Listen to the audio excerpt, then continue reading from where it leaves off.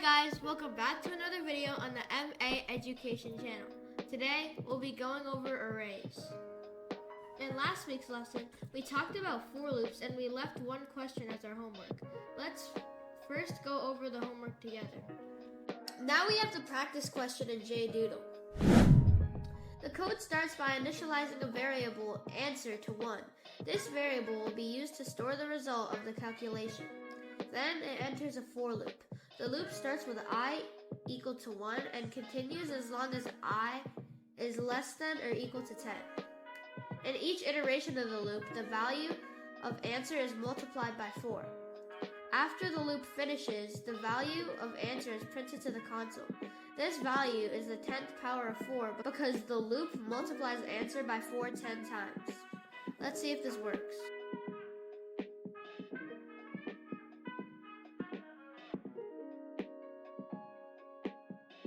As you can see, it prints this number. Now let's see if that's actually the 10th power of 4.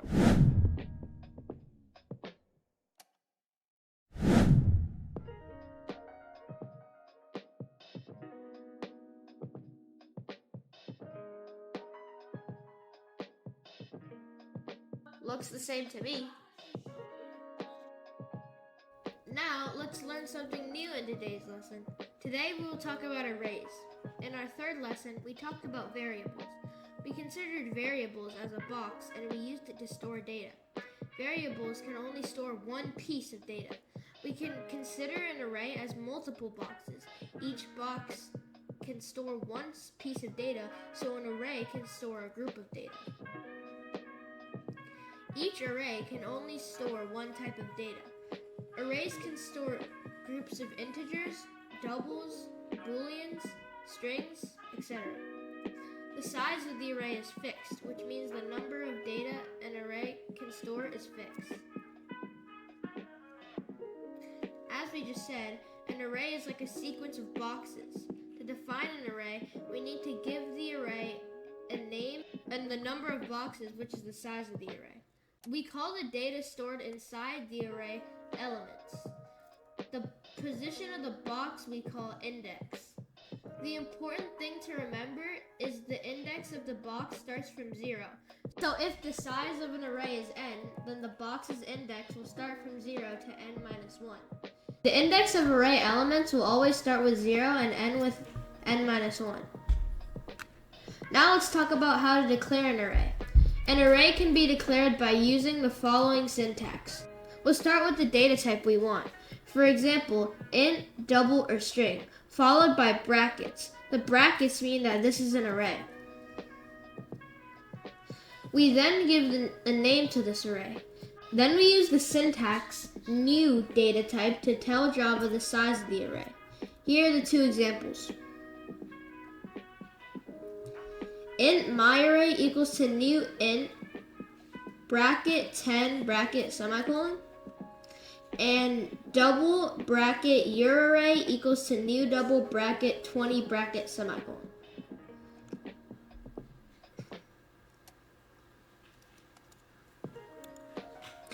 You can declare an array in 2 lines. The first line defines the array data type and the array name.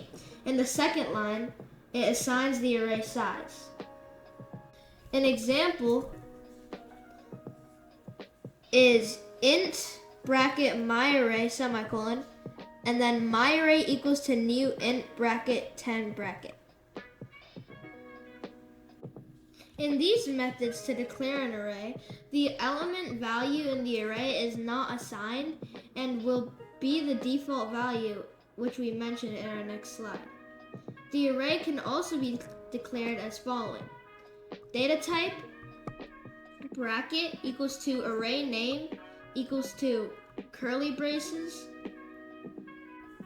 and then all the values of the array, and then another curly brace and a semicolon.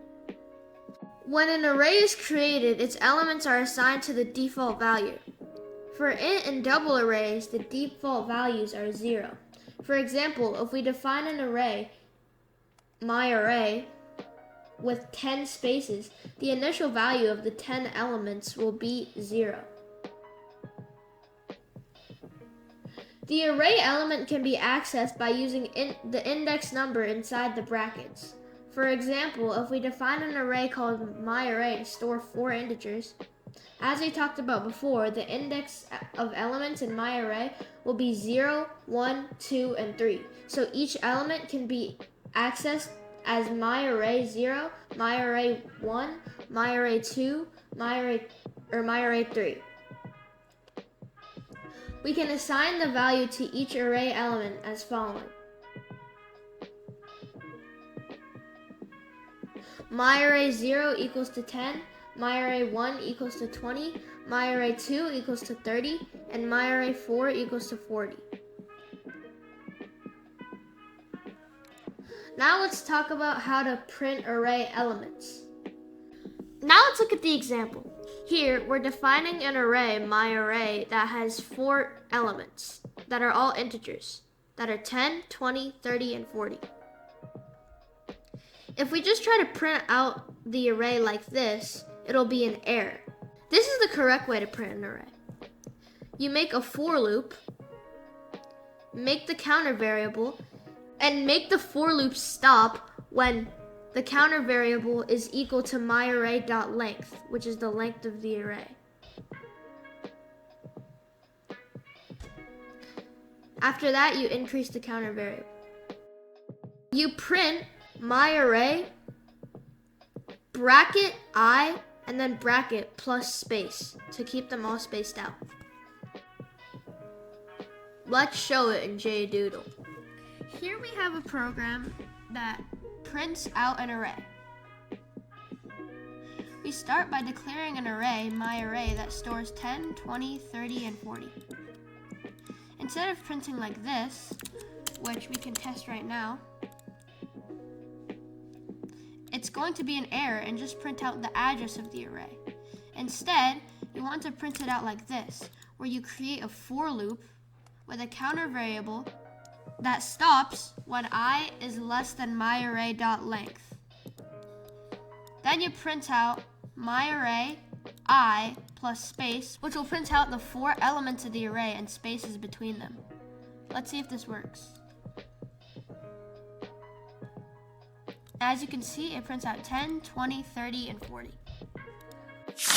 Now let's do our first practice question. Write a program following the steps below. Create an array of integers with 4 elements and call it MathGrades. Print the length of the array on the screen. Put the number 79 into the first element. Put the number 83 into the second element. Put the number 91 into the third element. Put the number 96 in the fourth element. And calculate and print the average value of the 4 elements in the array. I'll give you some time to solve this question on your own. Pause the video and come back when you have the answer. Here we have the answer to the practice question. We create an array, MathGrades, with 4 elements. Then we print out the length in this line. After that, we assign 0 in the first element, 83 in the second element, 91 in the third element, and 96 in the fourth element, just like the question asks. Then we make an integer, sum, to store the sum of all the 4 elements.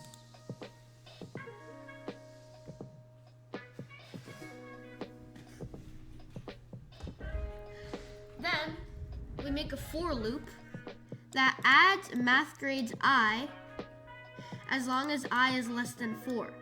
This means that this loop will happen 4 times, so sum will be the sum of all 4 elements in MathGrades.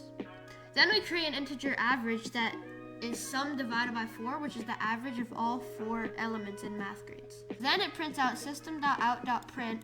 The average MathGrade is space average. Let's see if this works.